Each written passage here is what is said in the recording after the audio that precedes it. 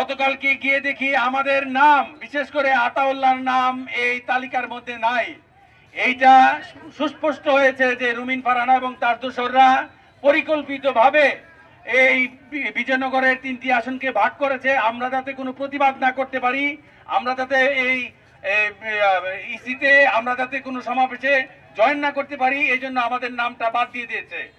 যাই হোক, আমি একটা সুস্পষ্টভাবে বলেছি যে বিজয়নগরকে আমরা, আমাদেরকে সবাই পুব্বা বলে, পুব্বাদের জন্য আলাদা আসন করুন, পুব্বাদের জন্য একক আসন করুন।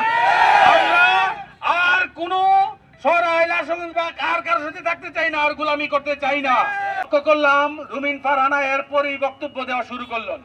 রুমিন ফারহানার বক্তব্য, উনি বলেছেন যে বিজয়নগরের হরসপুর চান্দুরা থেকে নাকি বিজয়নগর উপজেলাতে যেতে নাকি 2 ঘন্টা সময় লাগে, আর সরাইলে যেতে নাকি লাগে 10 মিনিট 15 মিনিট।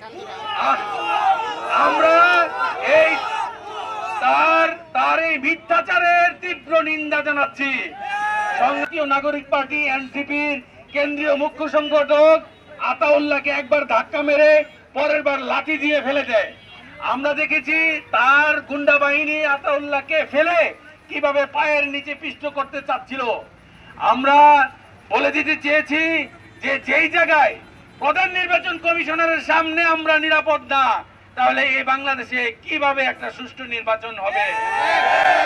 আমরা এখানে সর্বদলীয় ভাবে, আমরা এখানে সব রাজনৈতিক দল মিলে আজকের এই প্রতিবাদ সমাবেশে আমরা বলতে চাই, এই বিজয়নগরকে আমরা ভাগ করতে দিব না, দিব না, দিব না। বিজয়নগর উপজেলা যাইতে মাত্র 5 মিনিট সময় লাগে। এই মিথ্যা কথার একটা সীমা রেখা আছে। রুমিন ফারহানা যা বলেছে সম্পূর্ণ মিথ্যা কথা বলেছে। আর যারা তার গুন্ডা বাহিনী আমার ছোট ভাই আতাউল্লাহ এবং এনামুলের উপরে আক্রমণ করেছে, তা আমি তীব্র নিন্দা জানাচ্ছি এবং নির্বাচন কমিশনের কাছে তাদেরকে আইনের আওতানোর জন্য আহ্বান করছি। তার না হলে রুমিন ফারহানা ভাইরাস। আমরা বিজয়নগরবাসী আমরা চাই, আমরা জেলা সদরের সাথে আছি, আমাদের প্রেসিডেন্টে নিয়ে যেতে চাই।